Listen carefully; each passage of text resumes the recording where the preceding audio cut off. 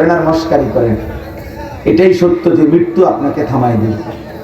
হাসেন কিংবা কাঁদেন, মনে পড়ুক আর না পড়ুক, খেয়াল থাকুক বা না থাকুক, বুঝে আসুক আর না বুঝে আসুক, গ্রামের হোক আর শহরের হোক, শিক্ষিত হোক আর মূর্খ হোক, হুজুর হোক আর জেনারেল হোক, এক অনিবার্য চিরন্তন বাস্তবতা, মৃত্যু আমাদেরকে থামাই দেবে। এই সত্যকে আড়াল করার, ভুলে যাওয়ার কোন সুযোগ। যুবক, তুমি যতই মাতলামি করো, লাফাও ফালাও, অহংকার করো, বড়াই করো, যত অসভ্যতার নোংরামি করো, এই বাস্তবতা যে মৃত্যু এসে তোমার থামাই দেবে। আওয়ালাম ইয়ালাম আন্নাল্লাহা কাদ আহলাকা মিন ক্বাবলিহি মিনাল কুরুন মান হুয়া আশাদ্দু মিনহু কুওয়াতান ওয়া আকতারু জামআ। আল্লাহ তাআলা বলে, প্রত্যেক জালেম পাপী নাফরমানের জানা উচিত যে আমি আল্লাহ তার পূর্বে যুগে যুগে অসংখ্য অগণিত ব্যক্তি যারা শক্তিতে অনেক বেশি ছিল অথবা সম্পদে অনেক বেশি ছিল, এমন বহু জাতি, গোষ্ঠী, ব্যক্তি, সম্প্রদায় আমি আল্লাহ ধ্বংস করে দিলাম। আল্লাহ বলেন, প্রত্যেক জালেমের জানা উচিত, প্রত্যেক পাপীর জানা উচিত ইতিপূর্বে পাপীর পরিণতি কি হয়েছে। মদখোর বলেন, সুদখোর বলেন, জিনাখোর বলেন, জুয়ারি বলেন, মুশরিক বলেন আর বেঈমান বলেন, ক্ষমতার অহংকারী বলেন আর গরিবের অন্যের উপরে জুলুমকারী বলেন, প্রত্যেক পাপী যদি একবার আমি কিংবা আপনি পিছনের দিকে তাকাই, পিছনের ইতিহাস শুনি যে আমার আগে নেশাখোরের পরিণতি কি হয়েছে, আমার আগে জুয়াখোরের পরিণতি কি হয়েছে, আমার আগে সুদখোরের পরিণতি কি হয়েছে, আমার আগে চরিত্রহীন জিনাকার ব্যভিচারীর পরিণতি কি হয়েছে, আমার আগে জমিনে অহংকারী মানুষের উপরে জুলুমকারীর পরিণতি কি হয়েছে, খোদার কসম প্রতিবারই এটাই রিপোর্ট আসবে, প্রত্যেক যুগের প্রত্যেক জালেমের শেষ পর্যন্ত নির্মম, নিকৃষ্ট, লজ্জাজনক পরিণতি, পতন হয়েছে। এটাই সত্য, এটাই সত্য, এটাই বাস্তবতা। এই পৃথিবীতে 5ই আগস্ট একমাত্র ঘটনা না, এর আগেও এরকম বহু তারিখ আছে যে তারিখগুলোতে হাজারো জালেম ধ্বংস হয়েছে। হাজারো জালেম কি হয়েছে? ধ্বংস হয়েছে। দোস্ত আমার, বন্ধু আমার, কোনোভাবে একজন একজনকে বলি, প্রিয় ভাই আমার, বাবা, চাচা, দাদা, ছেলেরা, পর্দার আড়ালের মা বোন, সবার জন্য বলা কথা, কেউ কোনোভাবে এই সামান্যটুকু দুনিয়া আমি কিংবা আপনি কোনোভাবে মাতবরি করেন, কোন মাতবর, কোন অহংকারী, কোন বেয়াদব পৃথিবীতে ইজ্জতের সাথে থাকে না। ব্যক্তি কিংবা গোষ্ঠী, দল কিংবা সম্প্রদায়, কেউ না, কেউ না, কেউ না। এটাই সত্য। আল্লাহ তাআলা কোরআন কারীমের মধ্যে বলছেন, ওয়ালা নুযীকান্নাহুম মিনাল আযাবিল আদনা দুনাল আযাবিল আকবার। বহু জালেম নাফরমানকে আমি চূড়ান্ত আযাব, জাহান্নামের আযাব দেওয়ার আগেই দুনিয়াতে আমি সামান্য আযাব দিয়ে থাকি। একটা যৌক্তিক কথা মনে রাখতে হবে, আল্লাহ তাআলা প্রত্যেক জালেম পাপীকে দুনিয়াতে শাস্তি দেবে না, এটা আল্লাহর ওয়াদা। বাকি আল্লাহ তাআলা দুনিয়াতে প্রত্যেক পাপীকে ছেড়েও দিবে না। কখনো কখনো মাঝে মাঝে আল্লাহ বিভিন্ন পাপের পাপীকে বিভিন্ন আঙ্গিকে শাস্তি দেয়। আল্লাহু ইয়ালামু ওয়া আনতুম লা তা'লামুন। আল্লাহ বলে, দুনিয়ার আযাব আমি কেমনে দেই তোমরা জানো না, আমি জানি। সবাইকে থাপ্পড় দিয়ে দিছি এটা না, সবাইকে থাপ্পড় দিছি এটা না, আমি আযাব দেই। সবাইকে আমি আযাব দেই না, আবার সবাইকে আমি ছেড়েও দেই না, সবাইকে ছেড়েও দেই। এই জন্য দয়া করে এই আপনারা যারা বসছেন, কিশোর ছেলেরা, নওজোয়ানরা, বয়স্ক বাবারা, আমার শুরুর কথা এটা, আল্লাহর কথা। প্রতিদিন শুক্রবারে জুমার বয়ান, নিজ নিজ মহল্লার হুজুরদের আলোচনা মনোযোগ দিয়ে শুনবে। শুধু নির্দিষ্ট কোনো বক্তা, এটা কোনো জরুরি কোনো কথা না, এটা কোনো বিষয় না। আমার আখিরাত দরকার, আমার ফিকির দরকার, আমার হৃদয়ের অনুভূতি আসছে কিনা, আমার আল্লাহর ভয় হলো কিনা হৃদয়ে, আমার পরকালের কথা মনে পড়ে কিনা, এটা হলো বড় বিষয়। কোন মানুষের জীবনে, দুনিয়ার হায়াতে আল্লাহর পক্ষ থেকে কোন মানুষের উপরে সবচেয়ে বড় গজব শাস্তি কি? দুনিয়াতে কোরআনুল কারীমে মধ্যে আছে, দুনিয়াতে সবচেয়ে বড় শাস্তি হলো আল্লাহ তাআলা তার যে বান্দাকে আখিরাত ভুলায় দিয়েছেন, খোদার কসম, এটা হলো ওই বান্দার উপরে সবচেয়ে বড় শাস্তি। কোন মানুষের উপর ভাত খেতে দেয় না, বাড়িঘর করতে পারে নাই, অভাব, এগুলো কোনো শাস্তি না, এগুলো সাধারণ বিষয়। ভাত মাছ চাল ডাল পেশাব পায়খানা, দুনিয়ার চাহিদা পূরণ হইলে আপনি ভালো, নাই তো আল্লাহ আপনার উপরে মুসিবত দিচ্ছে। না না, দুনিয়ার চাহিদা কুত্তারও পূরণ হয়, কুত্তারও পূরণ হয়। কুত্তাও খায়, ঘুমায়, পেশাব পায়খানা করে, কুত্তারও যৌন চাহিদা পূরণ হয়। নাহলে কুকুরের বাচ্চা হয় কেন? শুকরের বাচ্চা হয় কেন? ছাগলের বাচ্চা হয় কেন? লজ্জাস্থানের চাহিদা যদি পূরণ না হতো, বলেন না, এটা আহামরি কিছু না রে আব্বা। আল্লাহ বলেন, ওয়ালা তাকুনু কাল্লাযীনা নাসুল্লাহা ফাআনসাহুম আনফুসাহুম, আই আখিরাতাহুম। তাফসীরে আছে, আল্লাহ বলেন, হে ঈমানদার বান্দা, তুমি আমাকে, আমি আল্লাহকে এই পরিমাণ ভুলে যেও না। তুমি যদি আমাকে অনেক দিন ভুলে থাকো, একদিন আমি তোমাকে তোমার আত্মপরিচয় ভুলাই দেব। আত্মপরিচয় মানে আখিরাত, আমি তোমার আখিরাত ভুলাই দেব। কারণ তোমার মূল পরিচয় তুমি আখিরাতের যাত্রী, তোমার মূল পরিচয় তুমি এখানে স্থায়ী না, তোমার মূল পরিচয় তুমি এখানে থাকবা না, তোমাকে অন্যত্র যাইতে হবে। সেই কথাটা মনে থাকা, আমাকে মরতে হবে, আমাকে কবরে পৌঁছতে হবে, আমাকে আল্লাহ তাআলার সামনে হাসরের ময়দানে মুখোমুখি হইতে হবে, আমার আমল মিজানের পাল্লায় ওজন হবে, হ্যাঁ, আমারে ফুলসিরাত পার হইতে হবে, আমারে কিংবা জান্নাত জাহান্নাম একটা যাইতে হবে। খোদার কসম, এই কথা মনে থাকা আমার মঞ্জিল, আমার গন্তব্য, এটা আমার মূল পরিচয়, এটা আমার মূল পরিচয়, এটা মানুষের মূল জীবন। আল্লাহ বলেন, আমি সেই পরিচয়টা ভুলাই দেব, ভুলাই দেব। হ্যাঁ হ্যাঁ, আখিরাত বিহীন জীবন জানোয়ারের জীবন, আল্লাহ বিহীন জিন্দিগি, সেজদা বিহীন জিন্দিগি, বন্দিগি বিহীন জীবন, হালাল হারাম বিহীন জীবন।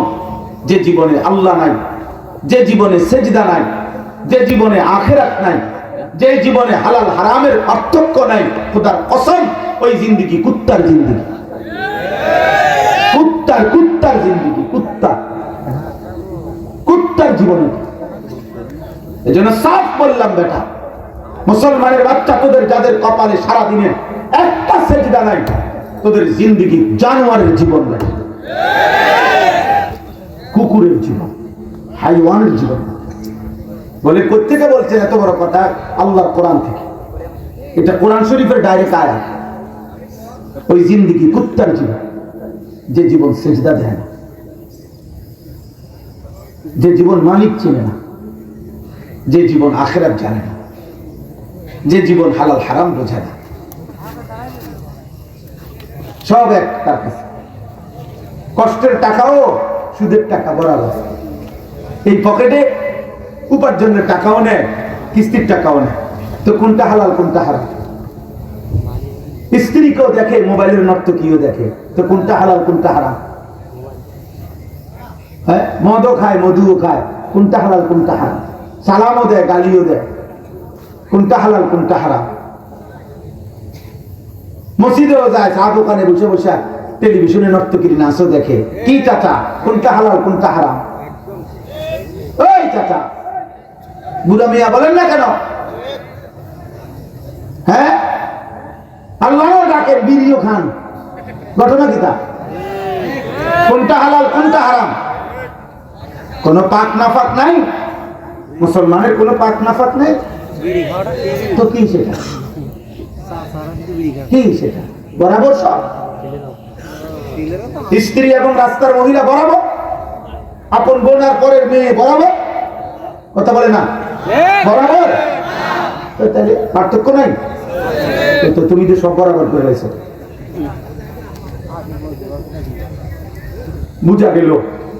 বুঝা গেল যার কাছে হালাল হারামের পার্থক্য নাই, তার কাছে আল্লাহর বিধান রসুলের বিধানের কোনো পরোয়া নেই। কিসের আবার বিধান? আমার মনে যা চায় তা, আমার যখন যা ভালো লাগে, আমার মনে যা চায়, আমার শরীর। ইউর লাইফ ইউর উইশ, ইউরোপের স্লোগান এটা, আমেরিকার, ইউরোপের বেঈমানদের, সমস্ত কাফের মুশরিকের স্লোগান এটা। তোমার জীবন তোমার পছন্দ, লাইফ তোমার পছন্দ, ইউর লাইফ ইউর চয়েস, তোমার জীবন তোমার চয়েস। এখানে আবার আল্লাহ কি, রাসূল কি, হালাল কি হারাম, পাক কি নাফাক, যার যাকে ভালো লাগে, কার নিয়ে কার ছেড়ে দাও, বাদ দাও, বাদ দাও। বুঝলেন না? কোথায় পহেলা বৈশাখ? তো পহেলা বৈশাখ একটি দিন, বছরের নতুন বছরের, এটার সাথে বেহায়াপনা, মহিলাগুলো বেপর্দা চলার কি সম্পর্ক? এটার সাথে কি সম্পর্ক? কি অসভ্যতা আর পহেলা বৈশাখ এক হইল কেমন? গান বাদ্যর সাথে পহেলা বৈশাখ কি? পহেলা বৈশাখ যার, তো 2 বৈশাখ তো তারই, জ্যৈষ্ঠ মাসও তার, আষাঢ় মাসও তার, শনিবারও তার, রবিবারও তার, জানুয়ারি যার, ফেব্রুয়ারি তো তারই। কথা বুঝেন না? এই রাত তো একই জনের, এই দিন একই মালিকের, আলাদা কি আবার?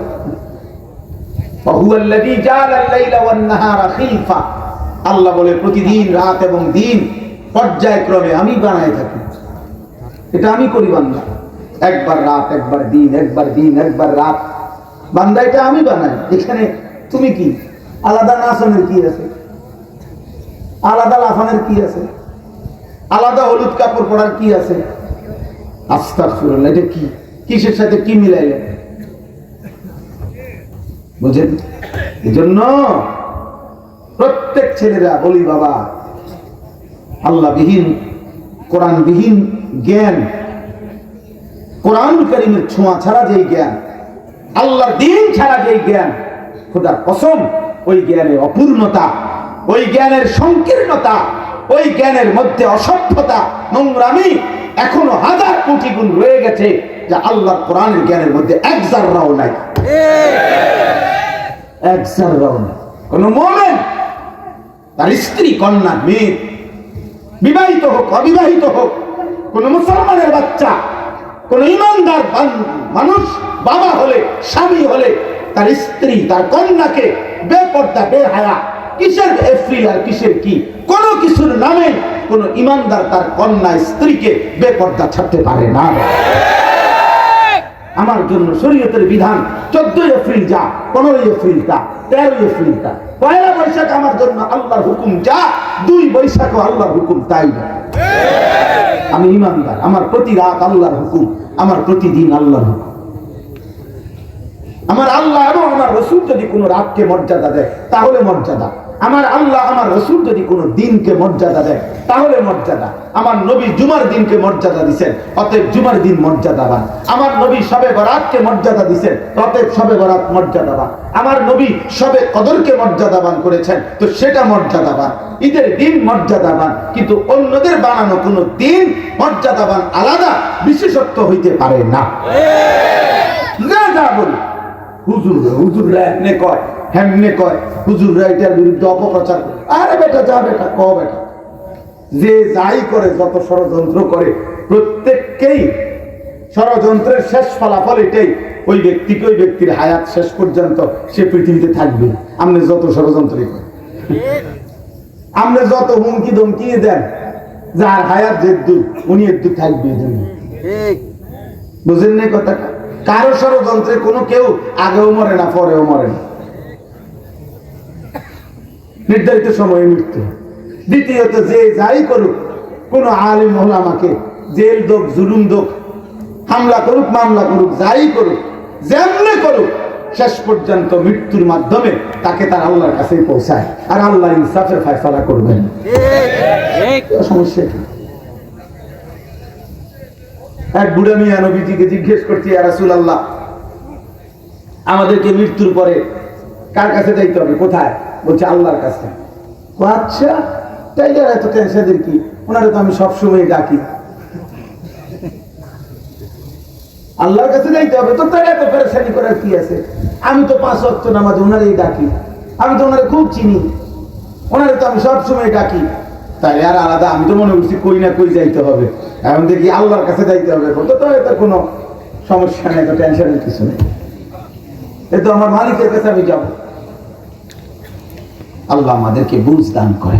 প্রিয় ভাই আমার, বন্ধু আমার, দোস্ত আমার, সাথী আমার, নওজোয়ান বয়স্ক বাবা, খামখেয়ালি করবেন না। প্রত্যেকেই আপনি বোঝেন না, চালাকি করেন না, আপনি জানেন, সব বোঝেন। আমরা সাধারণ মানুষ, গ্রামের মানুষ, মূর্খ মানুষ, হুজুর আমরা এত কিছু বুঝি, আপনি মিথ্যা কথা, আপনি সব বোঝেন। আপনি কবর, হাসর, আখিরাত, আযাব, জাহান্নাম আপনি জানেন, ইচ্ছা করে খামখেয়ালি করছেন, আপনি খামখেয়ালি করছেন, আপনি বুঝেন না কি? আবার গোটা দুনিয়া বুঝে, গ্রামের মানুষ কোনটা বুঝে না? কিসের মূর্খ? মূর্খ মানে কি? আবার সরু সরিয়া লিখতারেন নেই তো, তো সরু সরিয়া লেখার সাথে আল্লাহর কোরআনের কি সম্পর্ক? কথা বলেন না। কোন ব্যক্তি সরু সরিয়া এবিসিডি জানে না দেখা এবার আল্লাহর কোরআন না জানলেও চলবে? তো তাই আপনারাই খামখেয়ালি করবেন, দিন শিখেন, আখিরাত শিখেন। আমি আপনাদের কাছে অনুরোধ করলাম, আলহামদুলিল্লাহ, যে যুবকরা আয়োজন করেছ ভাই, নওজোয়ান, তোমাদের কাছেও বলি, আব্বা মুসলমানের সন্তান, প্রদর্শনীর কিছু নাই মাহফিলে। তোমরা একটা বড় মাহফিল করছো, যে কোনো একজন বক্তা আসছে, কিছু শ্রোতা হয়েছে, মানুষ হয়েছে, এগুলো আহামরি অবাক কিচ্ছু না। বাংলাদেশে লক্ষ লক্ষ মাহফিল হয়, যেখানে লাখ লাখ মানুষ হয়। তুমি নতুন কিছু দেখাইবার কিছু নেই। এই প্যান্ডেল, এই মাইক, এই হর্ন, এই পোস্টার, এই হ্যান্ডবিল, এই সব কিছুই পুরাতন বিষয় নাকি নতুন কিছু? অভিনব দেখাবার কিছু না, যে আমরা এটা দেখাই দিলাম। কি দেখাইছেন? কি তার প্যান্ডেল? প্যান্ডেল আর পৃথিবীতে কেউ দেখে না। পোস্টার, বক্তা, তো আমরা আর বাংলাদেশে কোথাও ওয়াজ করি না, এই শেষ, এই প্রথম, বলেন না? তাই এখানে আহামরি কিচ্ছু নেই, বিশেষত্ব আহামরি আলাদা কিছুই নাই। একমাত্র সম্মান, মর্যাদা, ইজ্জত, কামিয়াবি, কৃতকার্যতা, সফলতা, খোদার কসম, যদি আল্লাহর ভয় কলিজার মধ্যে আসে, আমার কিংবা আপনাদের, আয়োজক কিংবা শ্রোতাদের, যার কলিজায় আল্লাহর ভয় আসবে, শুধু সেই সফল, সেই কামি, সেই কামি, বাকিরা ব্যর্থ, বাকিরা ব্যর্থ। ওয়াখাসিরা হুনালিকাল মুবতিলুন। আল্লাহ তাআলা বলে, সমস্ত বাতিল নিশ্চিত ক্ষতিগ্রস্ত। আল্লাহ তাআলা বলছেন, চারটি জিনিস যার মধ্যে নাই সে নিশ্চিত ক্ষতিগ্রস্ত। এক, নিজের ঈমানের বিশুদ্ধতা যার মধ্যে নাই। দুই, আমলের বিশুদ্ধতা যার মধ্যে নাই। তিন, অন্য মানুষকে যে ঈমানের দাওয়াত দেয় না। চার, অন্য মানুষকে যে আমলের দাওয়াত দেয় না। আল্লাহ তাআলা বলছে, এই চার জিনিস যার মধ্যে নাই সে লাফি খুসরিন, সে ক্ষতিগ্রস্ত, ক্ষতিগ্রস্ত, বরবাদ, সে বরবাদ। আল্লাহ আমাদেরকে বুঝার তৌফিক দান করে। আমি সবার কাছে অনুরোধ করলাম, আপনারা দিন দিন কিশোর যুবক ছেলেরা, তোমরা আব্বা, এই অল্প কয়েকদিনের অভিভাবকের খামখেয়ালি, বাবা মার অমনোযোগিতা, এই সমাজ তোমাদেরকে ছেড়ে দিছে। আজ থেকে 30 বছর আগে, প্রিয় ভাই আমার, আমরাও ছোটবেলায়, আমার বয়স 45 বছর রানিং, তাহলে আজ থেকে 30 বছর আগে আমরাও 14-15 বছরের ছেলে ছিলাম। আজ থেকে 35 বছর আগে আমরাও 8-10 বছরের বাচ্চা ছিলাম।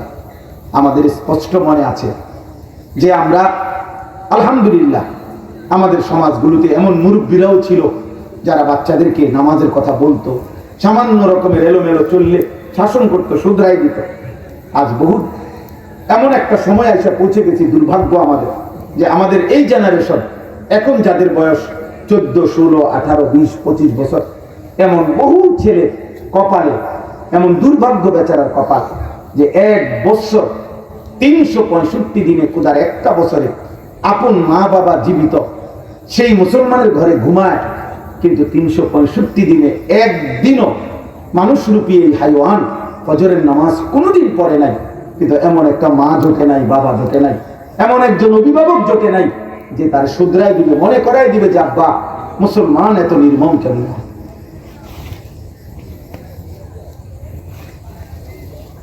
মুসলমান 365 দিন আল্লাহকে কেমনে বলে থাকে?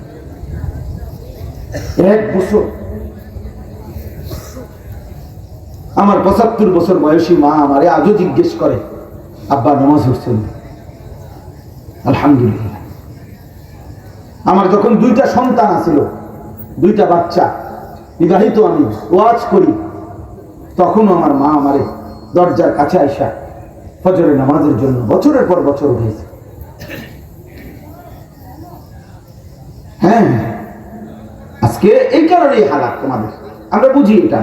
মা বাপ, পরিবার, অভিভাবক, সমাজের বয়স্ক অনেক মানুষ সবাই ছেড়ে দিছে, হাল ছেড়ে দিছে। আর হইতো না, আর হইতো না, বাধ্য। হাতে মোবাইল টিপে পোলা নিজের মতো হাসে, কাঁদে। পোলা সারা রাত মোবাইলে উলঙ্গ ছবি দেখে। কেউ জিজ্ঞেস করে না, কিরে বাবা তুমি আমার ছেলে চুল এগুলো এমন কেন? আমি জীবনে একবার একটা সাদা টুপির মধ্যে 4টা ফুল বলা একবার জীবনে কিনছিলাম। আমার আব্বা বলছে ফুট জায়েজ না জায়েজ পরে। আমি জীবনে বাবা সাদা টুপি ছাড়া কোনোদিন করি নাই। তুই আমার সন্তান, দেখো আব্বা, আর কোনোদিন করিনি। বাপ আমার খেয়াল রাখছে। আজকে আপনারা অভিভাবক পর্যায়ে যারা আছেন, আপনারা সবাই ব্যস্ত। প্রতিদিনকার বাজার সদাই, সংসারের নিত্যদিনের বাজার খরচ, আর এই ঘর দুয়ার একটু লাইন টাইন করে দিয়ে যাওয়া, ছেলে ফেলে কোন রকম আয় উপার্জন, বিয়ে শাদীর একটা ব্যবস্থা করে দিতে পারা, এটাকেই মনে করতেছেন কাজ।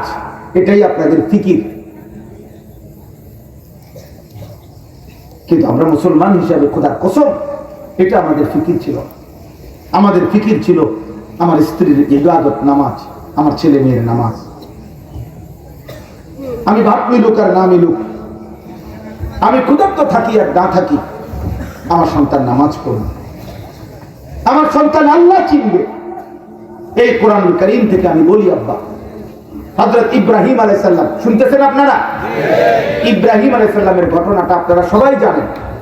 হযরত ইব্রাহিম নবী, ওনার স্ত্রী হাজেরা এবং একমাত্র প্রথম সন্তান ইসমাঈল,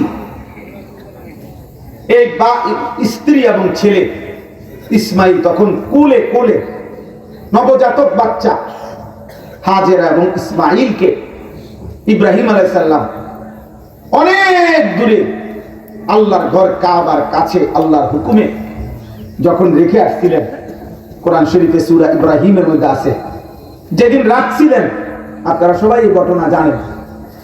এই তখন ওই জায়গায় 1 ফোঁটা পানি ছিল না, একটা খাবারের 1 লোকমা ব্যবস্থা ছিল না, কোনো গাছ, ফুল, ফল, ফসল কিচ্ছু ছিল না, একজন মানুষের অস্তিত্ব ছিল না, শুধু একটা মহিলা আর এই কোলের বাচ্চাটা তাকে রেখে গেছে উনি। এই ছাড়া খোদার কসম সেখানে কোনো মানুষ ছিল না। এমন শূন্য দুধু মরুভূমি, গাছ নাই, পানি নাই, বৃক্ষ নাই, ফুল নাই, ফসল নাই, খাদ্য নাই, মানুষ নাই, একবেলা বেঁচে থাকার কোনো উপকরণ নাই। সেই জায়গায় যখন দেখে আসছেন আল্লাহর হুকুমে ইব্রাহিম আলাইহিস সালাম, গল্প শোনা তো সহজ, কল্পনা করে দেখেন বিষয়টা, ভেবে দেখেন, ভেবে দেখেন। আমরা এখান থেকে ঢাকা যাইতে 3বার বাসায় ফোন করে বাইতে, কদ্দুর গেছেন, কদ্দুর গেছেন বলে না এখন। তাহলে ইব্রাহিম আলাইহিস সালাম এক পাশে সরে গিয়ে আল্লাহর কোরআনের আয়াত, ইব্রাহিম আলাইহিস সালাম 2 চোখের পানি ফেলে আল্লাহর কাছে দোয়া করছিলেন। সেই দোয়ার মধ্যে ইব্রাহিম নবী বলছেন, আল্লাহ, গাছপালা তরুলতাহীন এক জায়গায় আপনার ঘরের পাশে আমার স্ত্রী সন্তানকে রেখে গেলাম, তবে মাওলা রব্বানা ইন্নী আসকানতু মিন যুররিয়্যাতি বিওয়াদিন গায়রি যি যারইন ইনদা বাইতিকাল মুহাররাম, আল্লাহ আপনার ঘরের কাছে গাছপালা তরুলতাহীন, কোন বেঁচে থাকার উপকরণ বাহ্যিক নাই, এমন একটা জায়গায় রেখে যাচ্ছে। তবে এই মুহূর্তে আপনার কাছে আমি চাই, এই যে বাবা কি চায় দেখেন, একটা স্বামী স্ত্রীর জন্য কি চাচ্ছে, একটা বাচ্চার জন্য তার বাবা কি বলতেছে। তখন কোরআন শরীফের আয়াত, ইব্রাহিম নবী বললেন, রব্বানা লিয়ুকিমুস সালাহ, আল্লাহ আমার চাওয়া আপনার কাছে আমার স্ত্রী সন্তান যেন মৃত্যু পর্যন্ত নামাজ আদায় করে। কি আদায় করে? কোরআন শরীফের আয়াত। ইব্রাহিমের দোয়া, যে মুহূর্তে এক লোকমা খাবারের ব্যবস্থা নেই, এক ঢোক পানির ব্যবস্থা নেই, উনি জানে এটা মালিক যদি হায়াত দেয় এগুলোর ব্যবস্থাও করেন, হায়াত না দিলে এটি থাকতে কি কথা বোঝেন নাই আপনি? আর যদি আল্লাহ হায়াত দেয় তো আসবাবের ব্যবস্থা, প্রয়োজনীয় উপকরণের ব্যবস্থাও তিনি কি করেন। এগুলো আমার টেনশন নেই, এগুলো যিনি সৃষ্টিকর্তা তার টেনশন। আমার টেনশন হলো নামাজ, আমার জিম্মাদারি হলো ইবাদত। তাইলে বলে ইব্রাহিম আলাইহিস সালাম কাবা ঘর বানাইয়া দোয়া করছে, কোরআন শরীফে আছে, আমিন যুররিয়াতিনা উম্মাতাম মুসলিমাতাল লাক। আল্লাহ, আপনার ঘর বানাইয়া আমি চাই কিয়ামত পর্যন্ত আমার সন্তান ইসমাঈলের বংশধারায়, আমার বংশে এমন একটা দল, এমন একটা সম্প্রদায় যেন থাকে যারা মুসলমান, এরকম আমার বংশধারা যেন কিয়ামত পর্যন্ত থাকে। এমন যেন না হয় 200 বছর পরে, 300 বছর পরে আমার বংশে আর কেউ ইমানদার নাই, আর কেউ আল্লাহ চিনে না। এই পৃথিবীতে হাজারো লক্ষ ফ্যামিলি এমন আছে যাদের পূর্বপুরুষ দ্বীনদার ছিল, এ বেটার দাদা ভালো মানুষ ছিল, তার দাদার বাপ নামাজি ছিল, মসজিদের মুয়াজ্জিন ছিল, কোন আলেমে দ্বীন ছিল। হতে পারে 70 বছর পরে আইসা ফ্যামিলির এখন আর একজন নামাজ কি জিনিস, সেজদা কি জিনিস চেনে না। আমি দেখছি, আমার চোখে দেখছি, আমার চোখে দেখছি। ইব্রাহিম আলাইহিস সালাম বলছে, আল্লাহ এমন যেন আমার বংশধর না হয়। কি দোয়া করছেন বংশধরের জন্য, সন্তানের জন্য। ইব্রাহিম আলাইহিস সালাম দোয়া করছেন, আয় আল্লাহ ওয়াজনুবনি ওয়া বানিয়া আন না'বুদাল আসনাম, আমাকে এবং আমার বংশধরকে কিয়ামত পর্যন্ত মূর্তি পূজা থেকে হেফাজত করেন। সন্তানের জন্য দোয়া করছে, শিরিক মুক্ত ঈমান চাইছেন।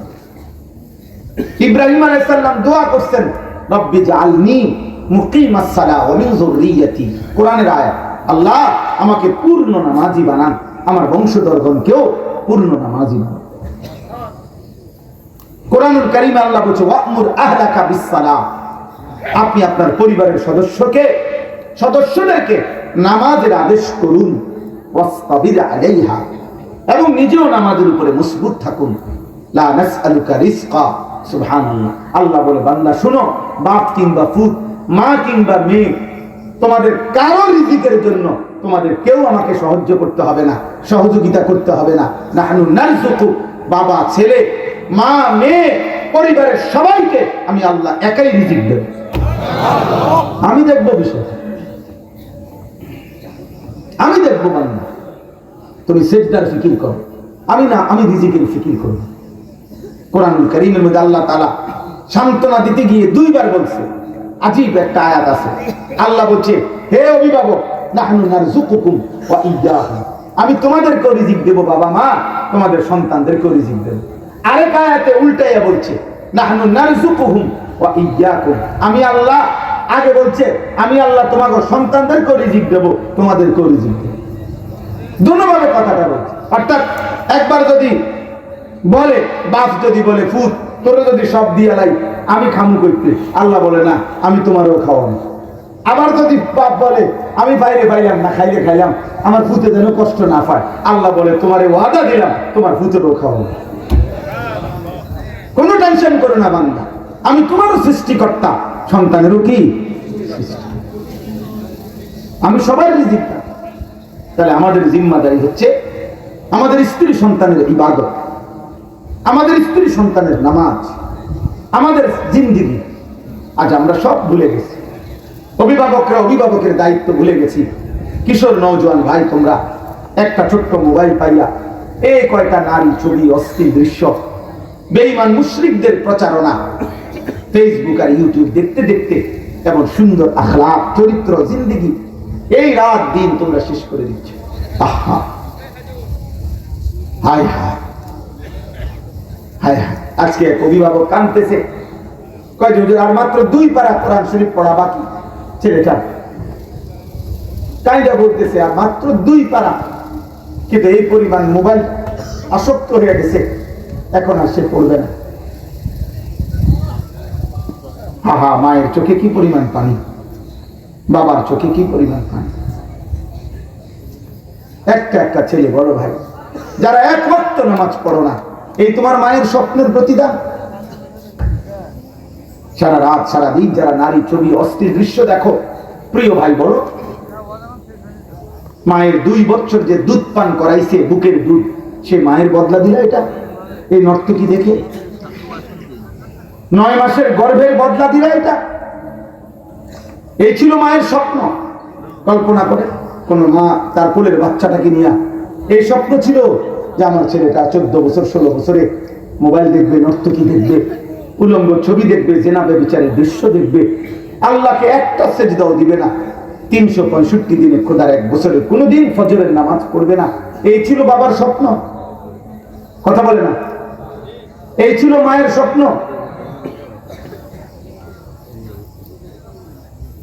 এই জন্য কারো যদি দিল লাগে, একজনেরও যদি অনুভূতি জাগে, তাহলে এটা মনে রাখতে হবে, আমরা কিন্তু আমাদের সামনের চলার পথ কবর আমরা কিন্তু ঠেকাইতে পারবো না। এটা থামানোর সুযোগ নাই। বা মৃত্যু আসবেই, কবর আসবেই, আযাব আসবেই। কোরআনুল কারীমে আল্লাহ বলছেন, আল্লাহ তাআলা বলছেন, প্রত্যেক জাহান্নামী যখন জাহান্নামে তাকে ফেলা হবে, তো সে 3টা জিনিস দেখবে। 1 নাম্বার হলো জাহান্নামের বিকট চিৎকার, গর্জন শুনতে পাবে, এমন ভয়ানক গর্জন যা এই সৃষ্টিতে কোনোদিন শুনে নাই। 2, ওয়াহিয়া তাফুর, জাহান্নামী দেখবে আগুনের ভিতরে এই দাউ দাউ লেলিহান আগুন তাকে উথরাইয়া জাহান্নামের মধ্যে ঢেউ খেলাইতেছে। 3 নাম্বার, তাকাদু তামাইয়াজু মিনাল গায়জ, আল্লাহ বলে মানুষ যেমন কথায় বলে রাগে গুসায় ফেটে যাচ্ছে, আল্লাহ তাআলা বলেন জাহান্নামে ফেলা হবে নাফরমানকে। জাহান্নামের আগুনের একটা ধাক্কায় জাহান্নামের শরীরের প্রত্যেকটা রেজা রেজা টুকরা টুকরা আলাদা হয়ে পুরো আগুনে ছিন্ন ভিন্ন হয়েছে। আবার জ্বলবে, আবার আযাব হবে। তাদউ মান আদবারা ওয়া তাওয়াল্লা ওয়া জামাআ ফাআওয়া, আল্লাহ তাআলা বলে জাহান্নামের আগুন প্রত্যেক নাফরমান হাসরের ময়দানে এদিক সেদিক ছুটতে চাইবে।